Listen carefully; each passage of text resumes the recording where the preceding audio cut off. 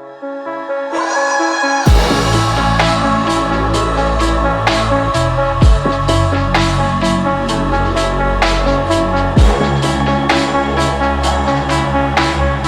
folks, Dr. Mike here for RP Strength, video number 1 in our series to make sure the exercises we're doing are optimized for muscle growth is the leg press.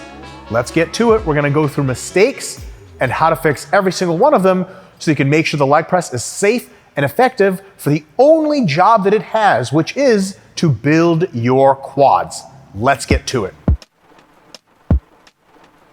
All right, mistake number 1 in the leg press. Not maybe the most important mistake, but a super common one. The first one we're gonna go through is putting your feet way too high on the platform here like Brandon is doing, okay? How do we fix this? So why is feet too high a problem? Brandon, give a repetition a shot here. So we're gonna do nice full range of motion rep, and it's gonna come all the way down. And first of all, his lower back is rounding, which is not that great. And second of all, you can see, get all the way down again, Brandon, the amount of total knee flexion he's getting is decent, but it's like just a below parallel squat. Nothing terribly targeted to the quads. Go ahead and rack. So, putting your feet up high is awesome, so to speak, because you can use a ton of weight. But remember, the only purpose of the leg press is to target the quads. So we're gonna wanna put our feet lower, and that's the solution to target more quads. A lot of leg presses have this double slant pattern, and if you put it on the bottom one, you're usually good to go. So all Brandon did was put his legs lower. Let's try another repetition real quick. So he's gonna go all the way down, just like normal, and then look at the depth we're getting there. All of a sudden, no lower back rounding, way bigger knee angle. Go ahead and go right back up. Perfect. One more rep just for the camera, and you can go ahead and grab the handles out there. Perfect, and then just one more time. All the way down, yep, and then all the way up, there's no rounding. It looks really, really good. Now, super quick, don't rack it just yet. What is too low? Because you think, well, I don't know exactly where to put my feet. You wanna put them as low as you can until you lose force distribution through your heel, or fancy way of saying that you start coming up on your toes because you don't have the flexibility. So, Brandon, can you put your feet like way lower? And then when you go down, do an example of the coming up on tippy toes thing. So come down, and then people come up on their tippy toes and see that? Their heels are leaving, no good. You wanna go as low as you can on the platform, but only so low that your heels are still pushing through with tons of force. Awesome. Mistake number 2 in the leg press that's super common is having the pad at too high of an angle. If you have the pad at a really high angle, it does allow you to shorten the range of motion and actually expose your quads less, which means you can use more weight, but oftentimes you can't hit your quads as well because you don't get as much flexion, and it tends to round your lower back at the bottom. So Brandon, go ahead and give that a shot.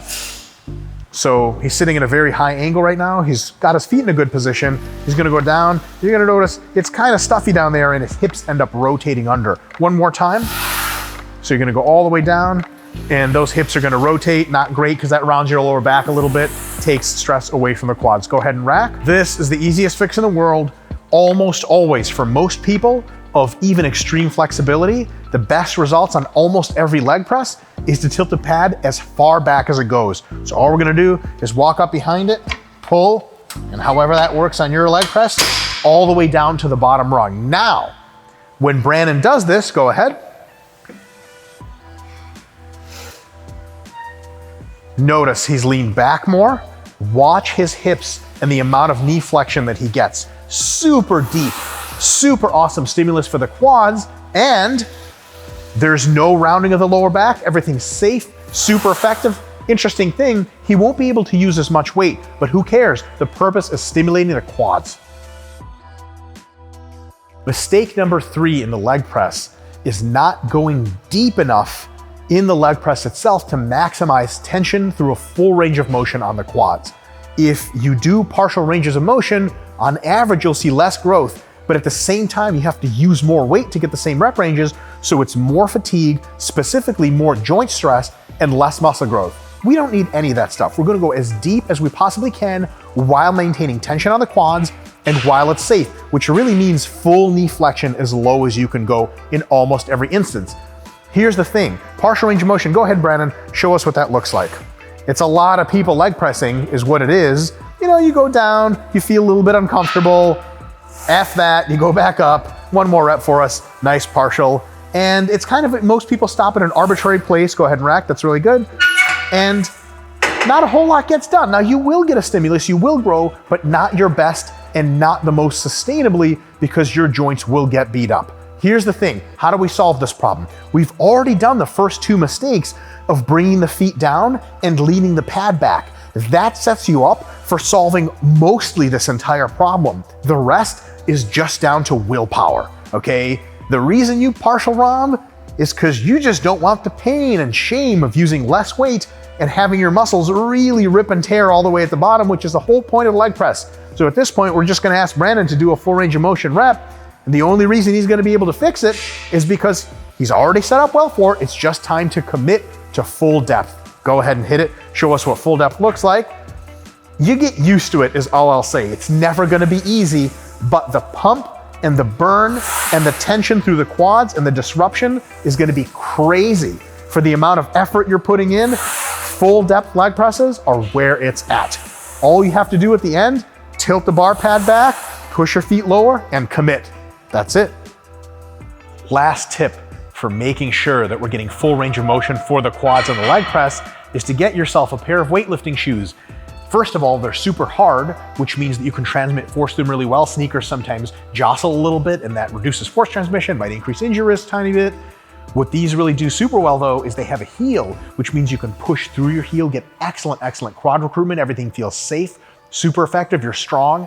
If you haven't squatted and leg pressed in weightlifting shoes, try it. So, mistake number 4 is keeping the feet too close to each other and the knees as well. A lot of folks think this targets the quads better. That's not really true. Full range of motion through knee flexion, no matter the angle, really targets the quads super well. You don't want to go so wide that you only feel your adductors, but as long as you're going nice and deep, the depth is enhanced if you allow your midsection to poke through your knees instead of running your knees into it with too close of a stance. Brandon, give us a demonstration of what that looks like. So he could hypothetically go super low, but what ends up happening is he keeps his knees super close together, runs into his midsection, you see some back rounding there, and he can't go any lower, and it's his stomach that's stopping him.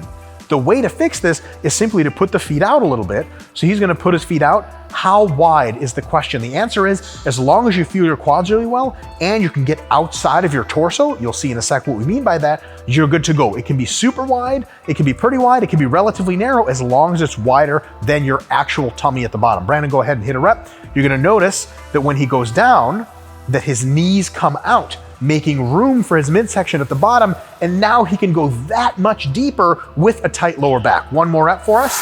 Perfect. So the feet are a little bit wider, toes pointed slightly out, the knees come out just enough to make room for his tummy, all the way back up. Perfect. So mistake number 5 in the leg press is when the lower back rounds. We don't want the lower back to round because that exposes it probably to a slightly enhanced injury risk. But if you're using a lot of weight on the leg press and your lower back is rounding a lot, that ends up being a lot of injury risk summed up over time, and it's nothing we want to do. In addition to that, usually when your lower back rounds, your quads get less stimulus because the knee flexion decreases. So how do we fix this problem? 2 ways. 3. One is all of the changes we've already made, putting on weightlifting shoes, taking the feet down, lowering the pad. If we've made those, we're well on our way to fixing that problem. The second way is just awareness. So Brandon, go ahead and do the wrong one with the lower back rounding. And yep, perfect right there. Excellent. You'll notice Brandon's head is tilted forward, and when he comes down, he lets his lower back round. So tip number 2 of how to fix this is awareness and fixing of body position. It's really straightforward. So Brandon is gonna leave his chest up more. He's gonna lean his head back, and he's gonna actively make sure that his hips don't go into flexion. You're just keeping them a little bit more stable. Go ahead. Now that he's got a connection to that, he's purposefully keeping his hips stable. That means he's purposely keeping his back tight. When you go down on a leg press, you should think of 2 things.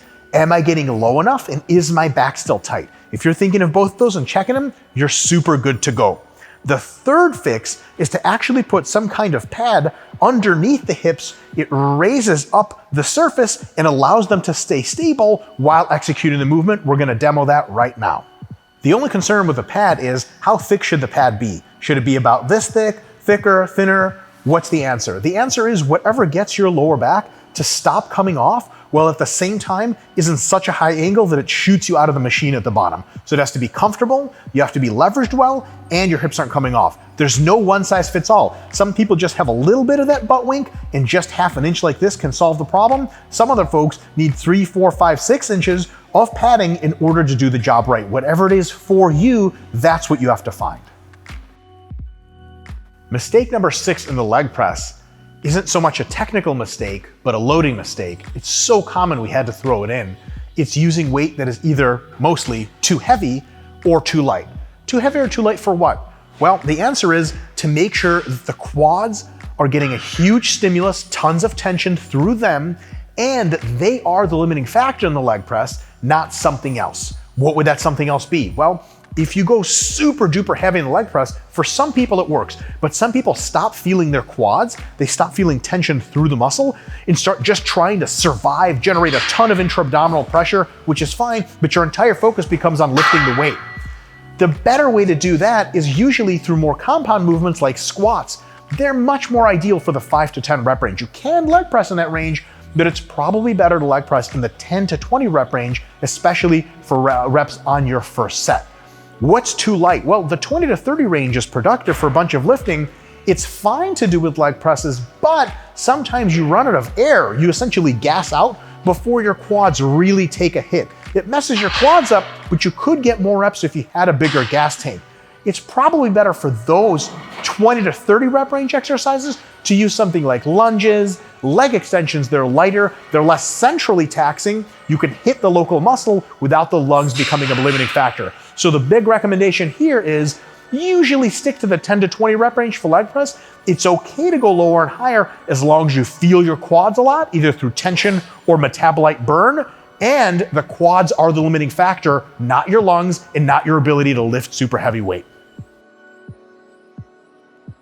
Mistake number 7 in the leg press, the last mistake we're gonna cover today, is using too forceful a lockout of the knees, potentially, and doing a lockout and resting in the middle of a set. Not so much a mistake for either one, but there's good ways of doing it and maybe not so great ways of doing it. Brandon, go ahead and show us what a little bit too forceful of a lockout looks like. So he's gonna unrack, he's gonna do a full range rep, super good, so far so good, and then on the way up, he's gonna shoot the weight up and really kind of violently hyperextend, right? So this is, it's not hyperextension, it's just extension. It's fine, but what you don't wanna do is enter that position excessively rapidly. It's fine even to enter it quickly, but you wanna be in control.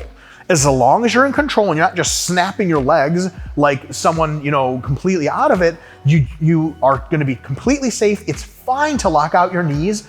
Just when you start reaching lockout, Brandon, go ahead and show us what it looks like. When he starts reaching lockout, he slows down just a bit. So it's a big press and then whoop, and the lockout, and then all the way back down, and all the way back up, and just full lockout, yep, except it's under control. That's point number 1. Point number 2 is sometimes Brandon's gonna do a bunch of reps, let's say 10, and he's gonna stop, and he's gonna let his quad lactic acid come out a little bit. He's gonna breathe a few. While he's locked out, all the tension is essentially through the bones and connective tissues. His quads aren't even active. That lets his quads rest so he can do another mini set right after, okay? Maybe another few. So you might rest for 3 or 4 seconds and then do some more reps, come out, lock out, rest before racking the weight. Is that a bad thing? It's not, it's totally fine. It actually works really, really well to get close to failure multiple times and get lots of growth summated. 2 rules you have to use about that. 1, plan how many of these you're gonna do. Don't just do as many as it takes, because a lot of times you could just keep going. So say to yourself, I'm gonna do a total of, I'm not sure how many reps, I'm gonna do 2 reps from fail. On each one of the mini sets, I'm gonna do 3 mini sets, which means the first one might be 8 reps, the next one, after a couple seconds break, is gonna be 5, and the next one might be 3 or something like that. As long as you know how many of those mini sets you're doing before, you can objectively keep track of performance. And the second one is standardize the rest break. Don't just rest as long as it takes for you to feel God knows what.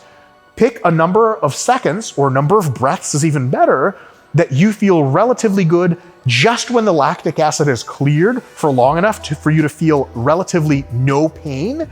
Then it's time to go again. So Brandon would do maybe 8. He would lock out and he says, okay, usually for me, 2 to 3 seconds is what it takes. So he's gonna standardize it at 3, and instead of seconds, we're just gonna use breaths. So he's gonna, let's say he's locked out, he's gonna go 2, 3, and then he's gonna go. Every single time on that 3rd breath, he goes. So it's standardized. He plans how many mini sets he does, and he plans how many breaths he takes. What ends up happening is he pushes his quads that much further for that much longer. Now, if you just wanna do straight sets and do no mini breaks, that's 100% fine. Pick what you're gonna do ahead of time, stick to it for the rest of your mesocycle. Here's the deal. I hope you use all of these tips to get the most you can out of the leg press.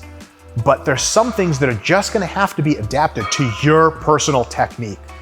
Because I can't give all the tips for everyone. People are built differently. People get a little bit more of their quads, putting their feet wider or narrower, angling their toes at various angles. There's a ton of specification here of individualization you have to employ in order to get the most out of the leg press. How do you do that? It's the same for all exercises. You seek a technique over time. Between sets, you can change your technique a little. Between sessions, you can change your technique. Between mesocycles, and slowly but surely, you want to find a technique on the leg press that does a couple things for you. One, it gives you an awesome mind-muscle connection. Not just you feeling the muscles work, but a combination of extreme tension through the target muscle, right? So if you're doing leg press for quads, but you feel it a ton in your glutes and not a ton in your quads, you're not checking that box very well. So you want a big mind-muscle connection, feel the tension, and for higher reps, feel a burn in the target muscle. Which means that when you're doing leg presses for quads, if you feel a burn in your hamstrings before your quads or in your glutes or your adductors, your quads are not the limiting factor there. They could be better targeted. So that's point number 1. Point number 2 is make sure you're getting a nice pump, especially with higher reps and multiple sets. If you're not getting great pumps, change your technique, change your position to get pumps in your quads, not your adductors, not your hamstrings, so on and so forth. The last one is muscle disruption. During and especially after the workout, your quads should be very fatigued, should be weak after the session, feel perturbed, just feel weird. You guys know what it feels like to walk down or up the stairs after a nice quad session, and probably get a little bit sore. They don't have to get DOMs or get sore for days, but they should be messed up somehow. And other muscles from the leg press shouldn't be terribly messed up. If you do the leg press and your hamstrings get sore, but your quads feel like completely golden the next day, you could change the technique. So that's a cheat sheet for you guys to use as you pursue your best leg press technique and slowly whittle everything to get your best technique. And make sure that it's checking all of those boxes. And if it is, it's probably a really good technique. Just lastly, you want the fatigue to be as low as possible. So any of those combinations that make your joints and connective tissues hurt or feel weird more than others, probably not a good idea. If one of the setups feels just very difficult to execute, your rating of perceived exertion is super high, but you're not getting super great pumps or whatever, maybe that's not the best way to do it. So you're not supposed to train as hard as possible perceptively. Your muscles need to get the hardest possible training. That's the most important thing to take away from this kind of training. You want to modify everything you can to fit your exact needs to make sure that your stimulus is as high as possible, your fatigue is not super high, and you're getting great workouts over and over and over again. Lastly, folks, if all this sounds super confusing, don't worry about it. Keep it simple. Full range of motion. Make sure your hips are tight, your back isn't rounding. Make sure you're feeling it plenty in the quads, not a ton in your joints, and you're good to go. And the rest is individualization, and it's just not super important. Stick to the basics, get strong over time, and you're golden. Folks, if you have questions, ask them in the comments below. Comment on what other technique videos you want to see. And hey, if you have some of the answers to the question, YouTube community, help answer for those that are asking. Thank you so much, and we'll see you next time for the next technique video.